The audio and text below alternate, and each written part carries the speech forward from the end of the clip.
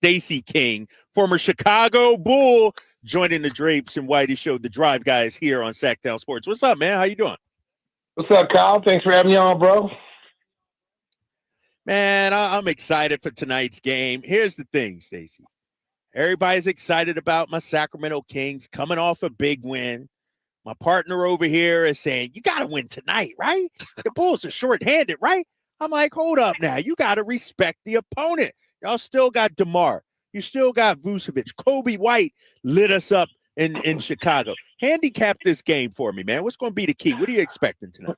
Well, I mean, we tend to play to the level of competition lately, so the better the competition, the better we play. We went into New Orleans about a week ago and beat the Pelicans at home when everybody didn't think we were going to win. We just came off a big win against Cleveland. And then, we kind of turned around and, got our butts handed to us, so it's up and down for us right now. We got some guys out, key guys out, but, they keep fighting. We're still in the play-in race right now, trying to get to 500. So this is the start of our trip, our West Coast trip. So we like to start off on a winning note. Stacey, we know that Kings have been pushing tempo. I think they're 12th in the league, but they've been emphasizing getting out and running more and more and more. The Bulls, the numbers say they don't necessarily like to do that. So is that going to be potentially one of the keys tonight? Which team can control that pace?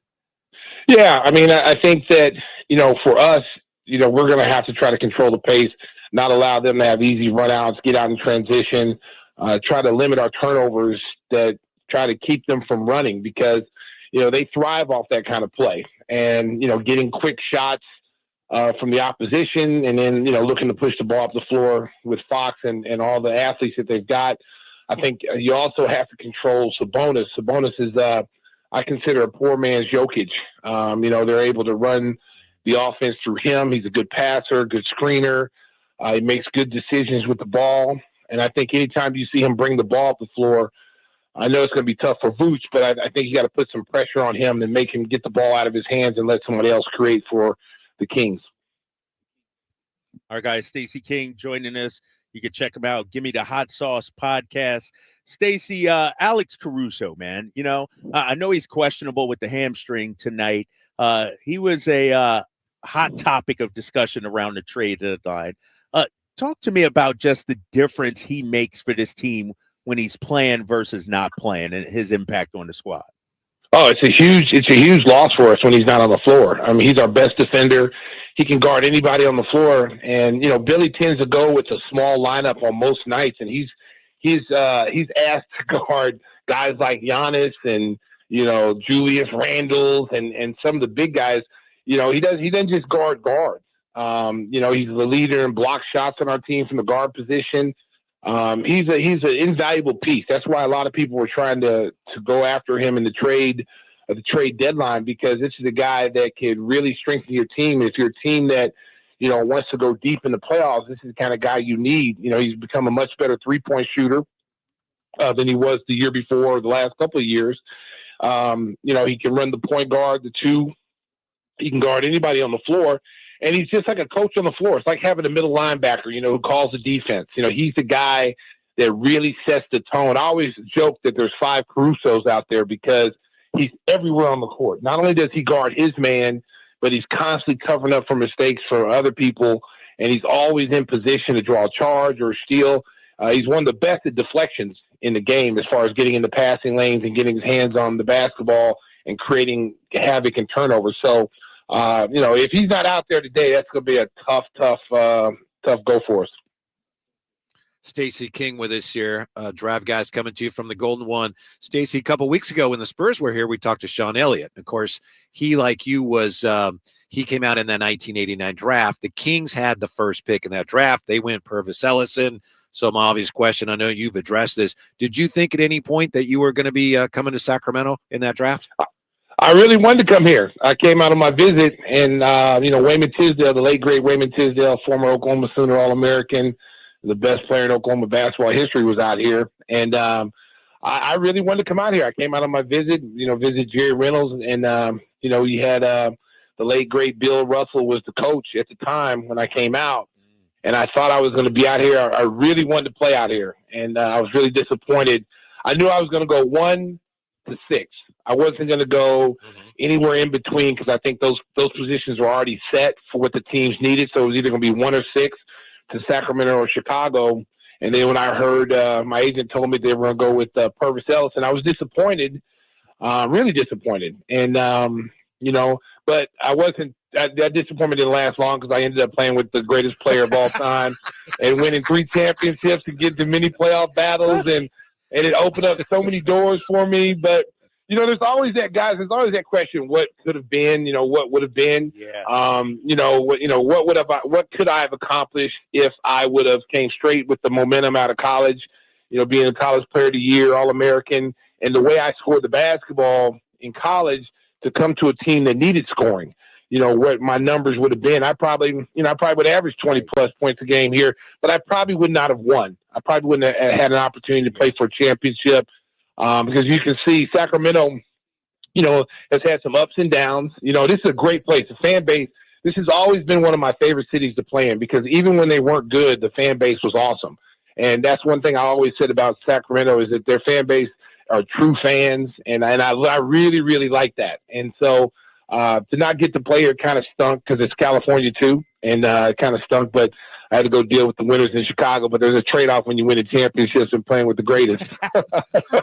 Yeah, hey, nothing wrong with that, man. 3-time NBA champ Stacy King joining us here on The Drive, guys. Stacy, to your point, I look at a guy like Chris Duarte on our team, and he's being asked to defend, but he came into the league as a bucket getter. Yeah. How often do you think guys have to sacrifice their offense to fit in with the team and to get on the floor? Well, it's very prevalent when you're talking about teams that are contenders, teams that are playoff caliber teams. If he's playing on a team that's not winning, he's going to be asked to do the things that he's comfortable doing. They're going to need him to score. But when you're trying to build a championship team, you need pieces. Okay, everybody can't score. Everybody can't be the man. Everybody has a pecking order. You got to know who your number 1 guy is and who your number 10 or 12th guy is. Everyone has a role. And that's one of the biggest things when I came from college, averaging almost 30 points a game, being told before I even touched the court that I wasn't being drafted to score. I was drafted to play defense, rebound, and block shots, and run the floor. That's what they brought me there. And the first thing I said was, well, why the hell did you draft me? But in order for I was a piece to a championship caliber team that was aspiring to be a championship team.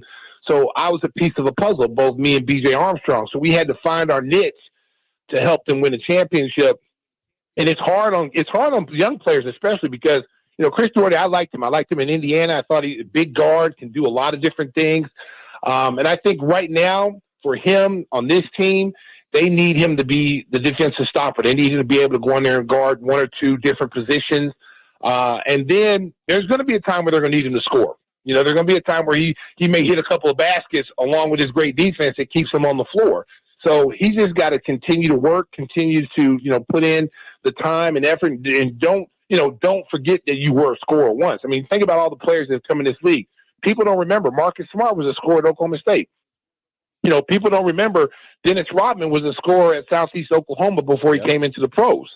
So a lot of times people have to make sacrifices in their game in order for the team to prosper. And that's the situation Chris Duarte's in. But I like his game, and I think there's a lot of teams out there that, understand what he's doing and what he brings to the table, and they appreciate it. Stacy King with us. And Stacy, I don't know you like Drapes does, so I hope you don't mind me asking this question, but actually Drapes and I were wondering about this. How come you're not touring with some of those other former Bulls, Luke Longley and Horace Grant, going around bad-mouthing MJ? Well, first of all, I mean, they're not bad-mouthing them.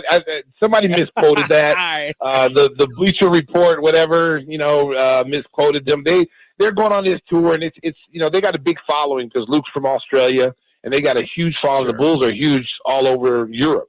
So they're able to go over there. And, it's one of those things. They're cashing in on their success being on the Chicago Bulls. And so, of course, everybody knows it's documented with Scotty and Michael, having a tiff. But it's like brothers. You fight sometimes, you don't talk for a little bit.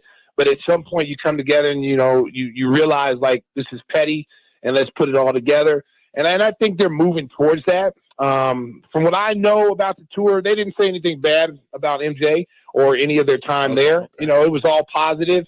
And you know how social media is now. It's clickbait. You know, anytime somebody puts something out and they can't substantiate it, everybody starts reading into it and go, "Oh my God, they're still talking about Michael." You know, and that wasn't the case. Gotcha. So, don't believe what's on social media, baby. Don't believe it. Hey, man, like you said, clickbait, man. And the problem is you got all these aggregators too. Like one person puts it out, then everybody and their mom want to retweet, rewrite it, and all this, and then it blows up.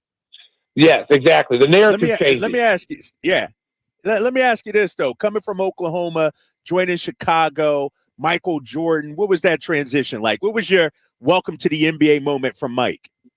Well, I met Michael when I got drafted. He flew a bunch of the top college players down to North Carolina and Charlotte to open up one of his Jumpman stores. So that was my first time meeting Michael. I mean, just like any kid, you know, we idolized MJ because he just came through the NBA like a Halley's Comet. And, you know, I had posters on my wall of MJ, and, you know, we were just, you know, we had Harvey Grant that was on my team that was, you know, his twin Horace, which was my teammate.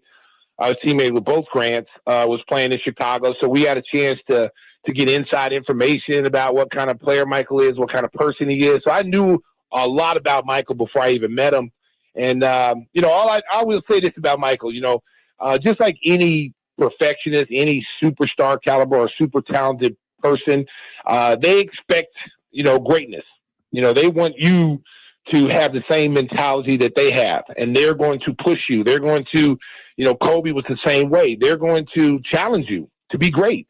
And if you don't have the same mindset and you don't have the same mentality that they have, you're not going to be in their inner circle. You're not going to be on their team long. And it could be overwhelming for some people, and you got to be strong mentally. I grew up in a military household, so anything MJ brought to me didn't bother me. You know, my dad was a drill sergeant. So, and I played for a high school coach that was a Marine. So nothing he could ever do to me could upset me. So, but his competitive nature, his competitive nature rubs off on everybody. You know, was he always the greatest teammate? No.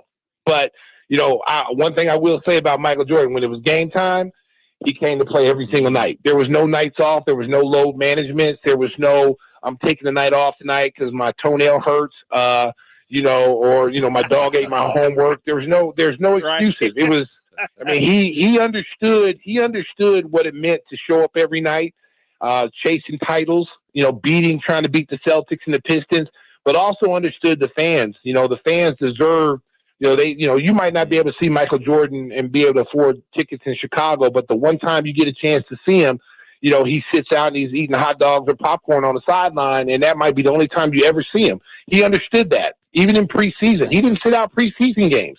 So that's the one thing I always say about MJ. Right. You can say whatever you want to about him, but the guy brought it every night, every day in practice. Stacey, the producer is like, Kyle, you got to go to break. I'm going to let you off the hook because I was going to ask you Jordan or LeBron. I was going to say Jordan. Oh, Jordan, right, you got to ask me twice. No, hold up, Stace. Let me get the question. LeBron just dropped 40,000 points on the league, big dog. What's it going to take for him to, you know, surpass Michael Jordan? Listen, he came in as an 18-year-old, so he's got about 3 years of extra time on MJ. MJ went to go play baseball, chase curveballs. MJ could have easily probably got 40,000. So, and in this league too, if MJ and Kobe were playing this league, I guarantee you that number would have been chased by those guys. But listen, I'm not going to discredit anything LeBron James and his generation is going to go down as the greatest player in his generation. But the greatest player in any generation, there's going to be arguments from people that play with Will Chamberlain, Bill Russell, Oscar Robertson, Kareem. But in my generation is Michael Jordan, and I consider him the best of all time. Stacey, thanks for your time. We appreciate it. Have a great call tonight. When we come back, what happened at the Kings team meeting and who called it? Next with the Drive Guys on Sactown Sports.